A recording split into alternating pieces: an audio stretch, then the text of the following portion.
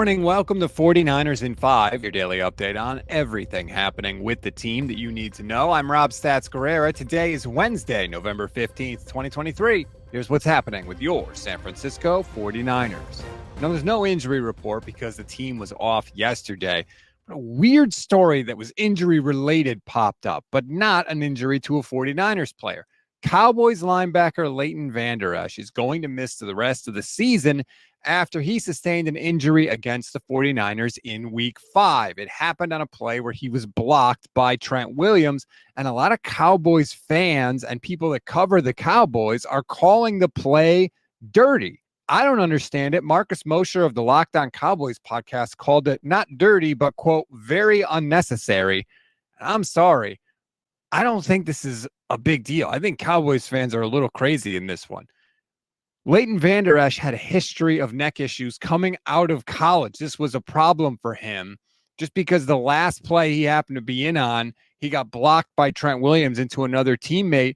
Doesn't make Trent Williams responsible for the injury, and it doesn't make it a dirty play. But a lot of Cowboys fans and some in the media are blaming Trent Williams, which is weird because I've never heard Trent described as a dirty player. Just a weird thing, but hey, I'm supposed to be telling you about everything going on with the Niners. This is what people are talking about, so I thought you should know. Now, to the audio portion of the show.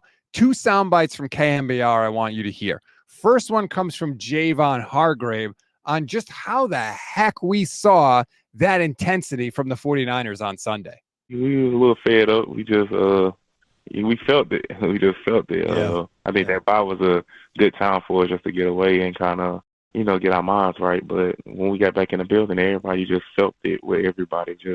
It was just time. I think that's how it was from the first snap of the game to the last snap. Just everybody just hungry. And that's kind of, I feel like that's going to be the mindset from here on out. The last thing he said is the key. Can they keep bringing that intensity week after week after week for 8+ games?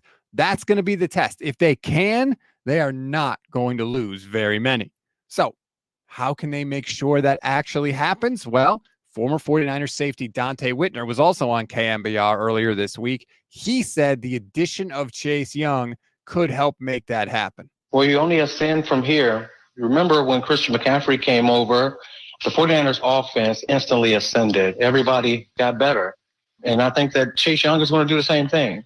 And not just getting after the passer, but he looks like a man out there. I'm just talking about the way that he puts his hands on offensive tackles and able to move them around, bull rush. So even if he doesn't get to the quarterback, he's flushing the quarterback out of the pocket towards Nick Bosa, Eric Armstead, or Hargrave.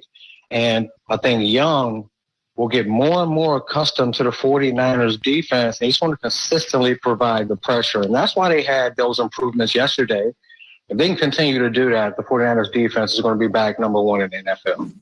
One way for a battle-tested team to keep their edge after having so many years of being close to a Super Bowl is to continue to add fresh blood, especially in critical roles. And that's exactly what the 49ers have done.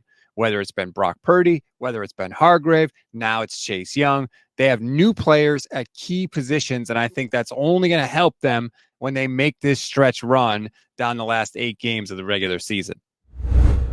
We always give you one thing to read, one thing to watch, and one thing you might have missed. One thing to read on this Wednesday. Nick Wagner tried to debunk a lot of Brock Purdy myths in a big piece on ESPN.com right now. If you want to read it, click the link in the description.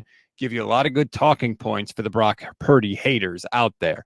One thing to watch, this is just the weirdest thing ever. This team is beyond weird, okay? We got more evidence of that thanks to a video from George Kittle about the mystical powers of, and I swear to God, I'm not making this up, a pumpkin loaf. Yes, I don't know what's it. Pumpkin loaf. That's the real thing. If you want to see the video, click the link in the description of this episode. One thing you may have missed, the Patriots released cornerback Jack Jones earlier this week, and many 49er fans hoped that they could scoop him up. Unfortunately, that did not happen. He was claimed by the Raiders. If you don't know how the process works, now that we're past the trade deadline, every player that gets released has to go through waivers. That means every single NFL team gets a shot at claiming him, and it goes by record. So if your record is terrible, you are higher up on the waiver priority list. So there was basically no chance the 49ers were going to get him. He was claimed by the Raiders, as I said, and it's going to be difficult for the 49ers to get anybody at this point because they seem to have their act together and they have one of the best records in the NFL. That's a wrap on today's 49ers in 5. Please rate, review, and follow the Gold Standard Podcast Network. I'm Rob Stats Guerrera. Enjoy your Wednesday, everybody. We'll talk later today.